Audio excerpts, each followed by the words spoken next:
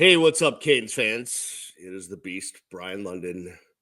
We're recording this the morning after the Miami Hurricanes lose 42-41 in the Pop Tarts Bowl.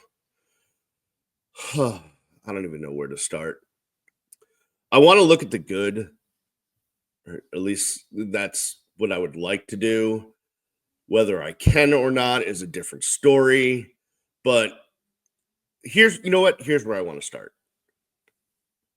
Cam Ward played in this game despite probably most people that would give him advice being almost definitely a top 5 pick in the upcoming NFL draft. Most people would say, hey, don't play in this game. You got nothing to gain. And he went out and played the first half and looked amazing as always, right? Just made it look so easy. Finding all the open guys, carving up the defense, just made it look great. Such a great, just an amazing quarterback. He didn't play the second half. Now, from what I understand, this was predetermined that Cam Ward, I'm not even sure he was supposed to play the second quarter, but he did. Cam Ward would play early, and then Emory Williams would finish the game because for several reasons. One, Cam, got his action in and then got out, and two, because they wanted to see. And I said this on the podcast that came before the bowl game that I recorded last week. One of the missions during a bowl game is to see who's got next. You got to see some of these guys. And so they wanted to get more tape of Emory Williams. And that was going to be what was going to happen. Cam Ward did not, give up on his team. Cam Ward did not play the bad guy. If anything, props to Cam Ward for playing when almost every other than the Colorado guys, so many other guys decided to opt out and not play in their bowl game at all or transferred already.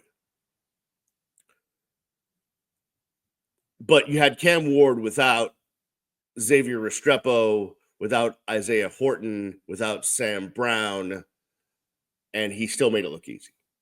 The problem is, it's not that Cam Ward didn't play the second half. No. That is not the issue. So get the F off that. Like, all of you talking heads, get the F off that.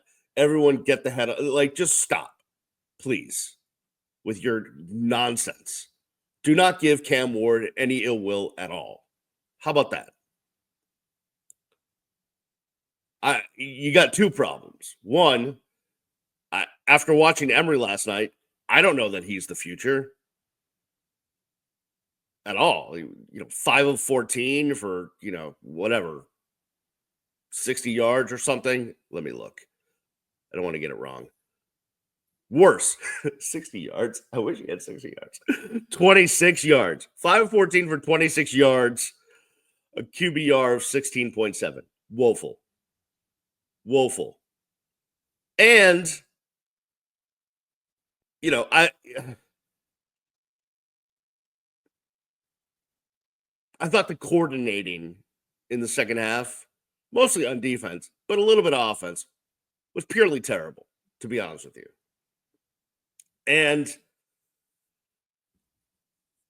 that last drive where Miami had to punt and give the ball back to Iowa State. I know Damian Martinez was nicked up, but how do you not?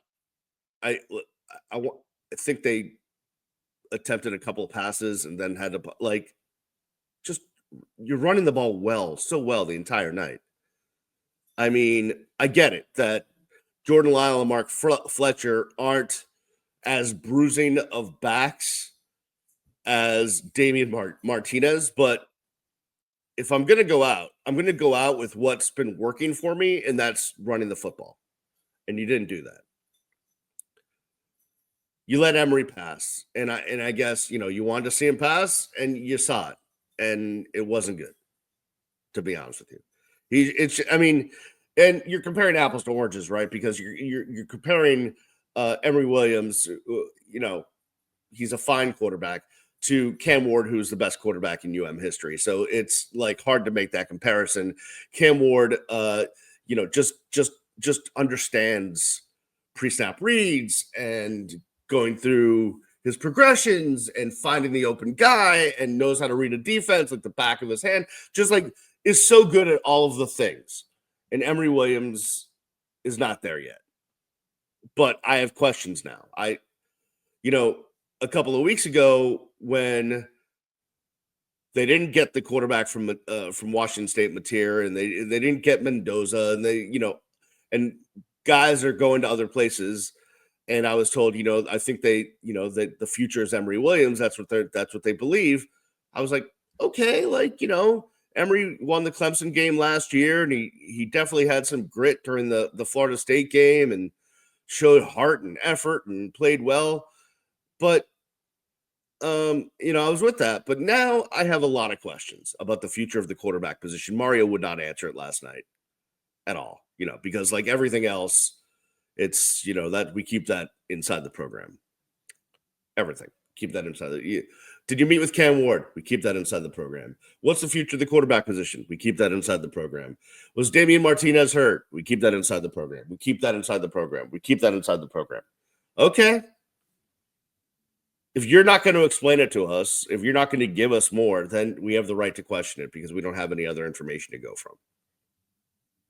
So, yeah, I'm questioning the future of the quarterback position now.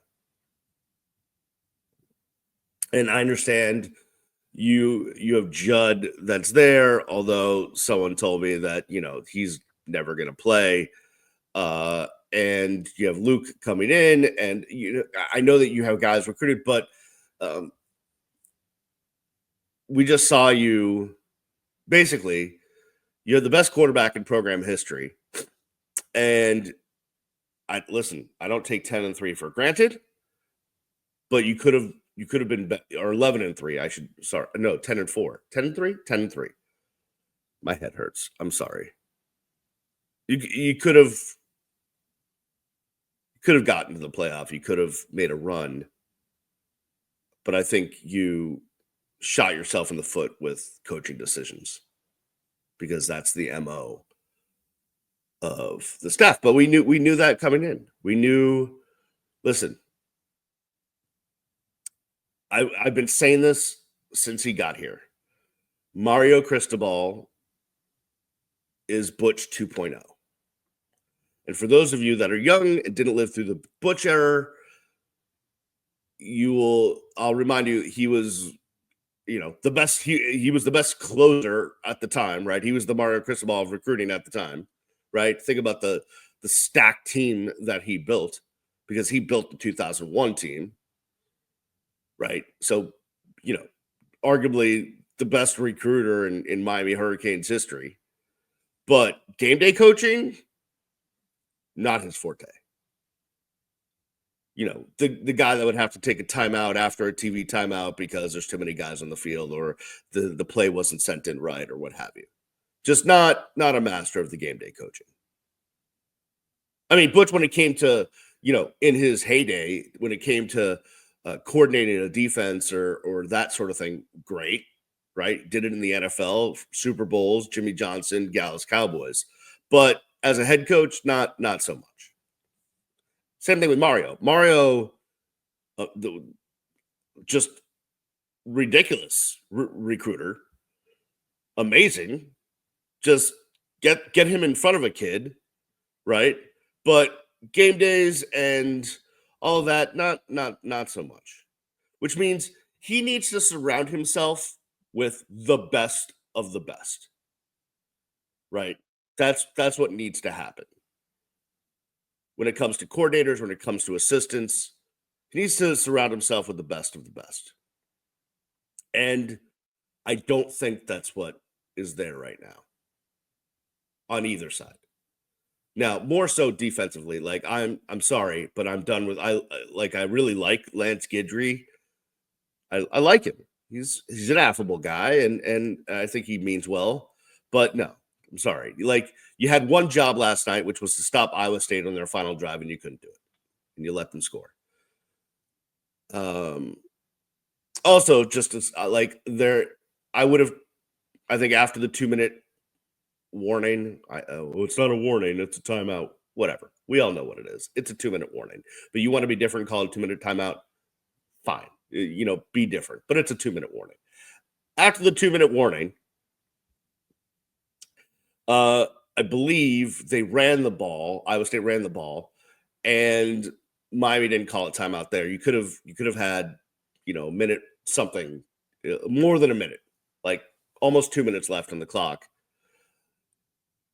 But you didn't call a timeout there. You waited, then you call the timeout. Leaving what at the end 56 seconds left. I don't know that that was the best clock management, to be honest with you.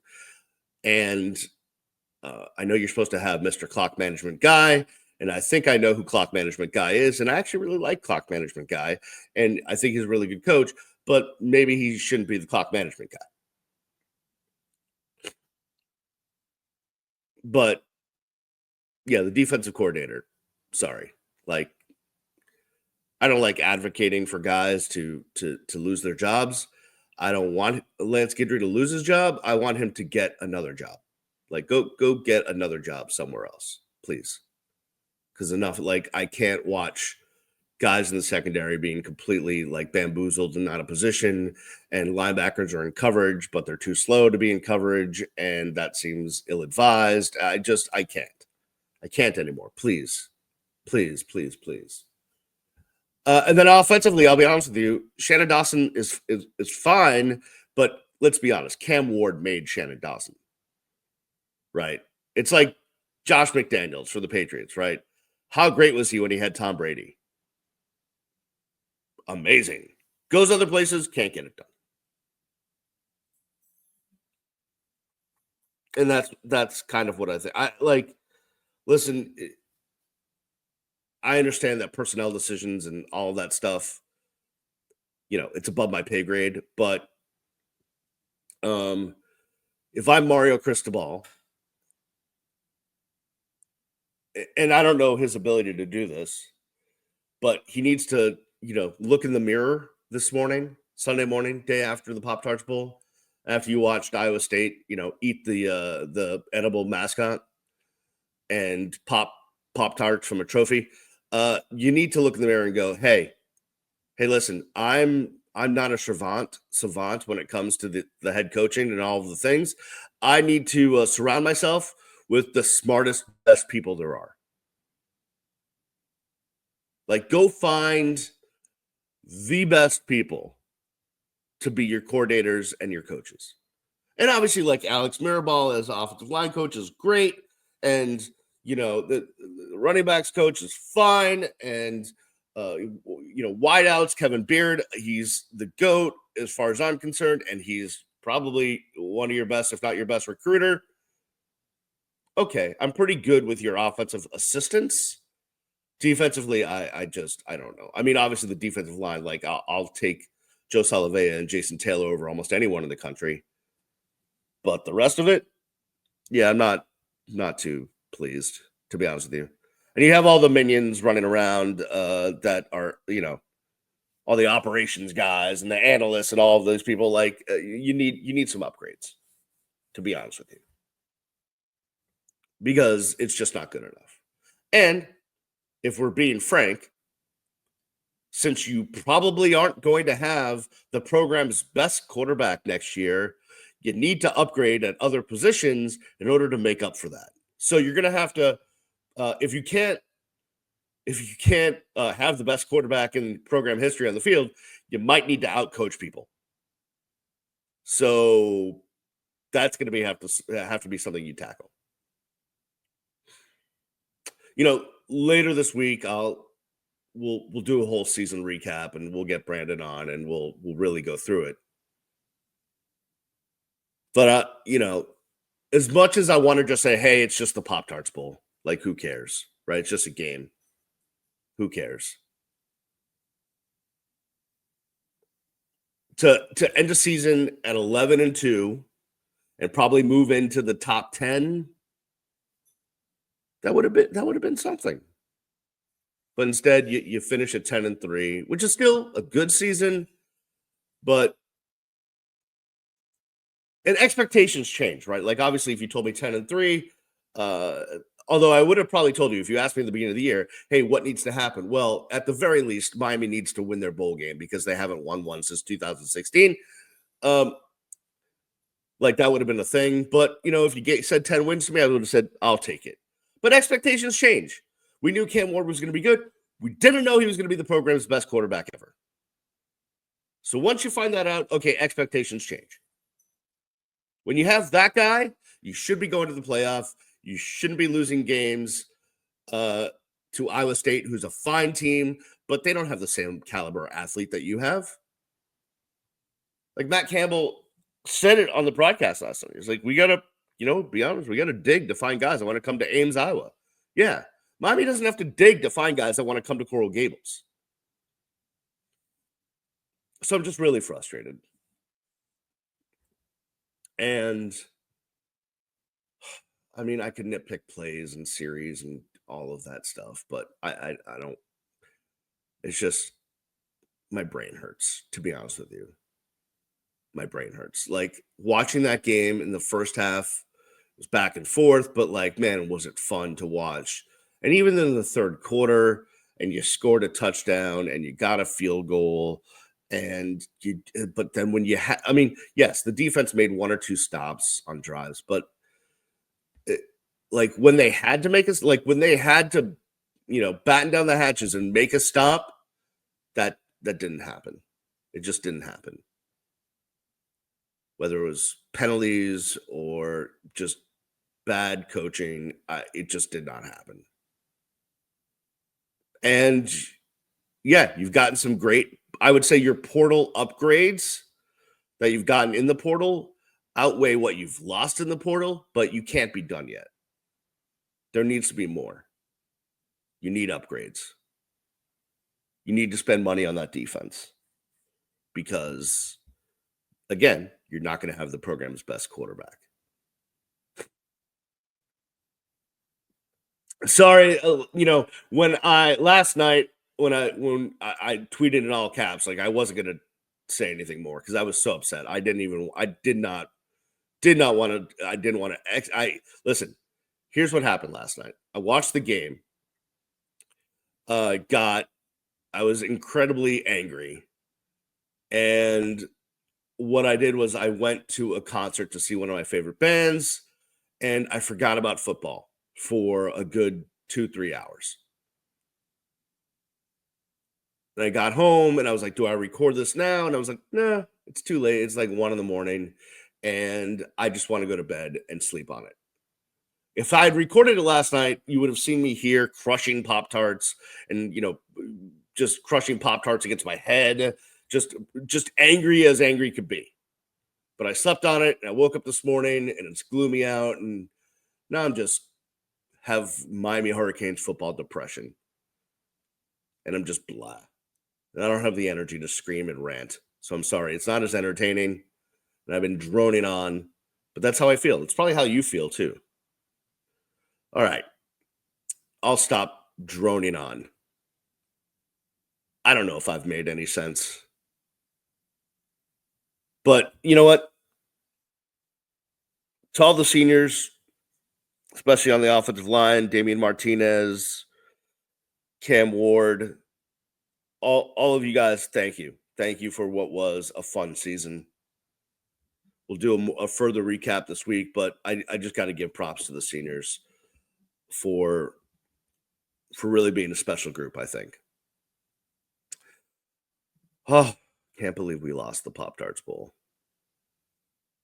Can we not play another bowl game in Orlando? Like I'm sick of playing bowl games. Like how many bowl games I've witnessed in Orlando that we've lost? I'm still trying to get over Craig Cooper tearing his knee up on that turf before they redid the stadium. And by the way, that stadium blows. Like it looks nice. Like there's nothing about that stadium that is nice. It sucks. Every time I go there, I mean, I've been there for concerts, I've been there for football games, been there for bowl games. It sucks. The people there are not helpful. It's a mess to get around. It's a mess to get in. It's a mess to get out. That stadium sucks. Can we please, Dan Radakovich, do not ever accept another bowl invite to Orlando, please. Like, go somewhere else, anywhere else, but there. Well, don't go to Boise because that was no fun either. I was on the sideline. It was like -6. That was terrible. And don't go to El Paso either. We've been to El Paso enough. That never works out in our favor. Okay? Like, I would just have to put it down on paper. Like, no Orlando, no Boise, no El Paso. Like, go somewhere else. Maybe go to, find your way into some bowl game we've never been to. Some exotic place. Go to Hawaii, go to San Diego. I don't know. I'm just riffing here. But that stadium, holy crap. And Hurricanes fans, it sucks. That stadium. It sucks. All right. That'll do it for me. We will see you later this week. I'll hopefully calm down and find some energy and we can have a proper recap of the season. Hey, thank you guys so much for supporting the Real Ones Canes podcast, for supporting me over the years. I greatly appreciate you more than you possibly know. And I'll see you when I see you. Peace.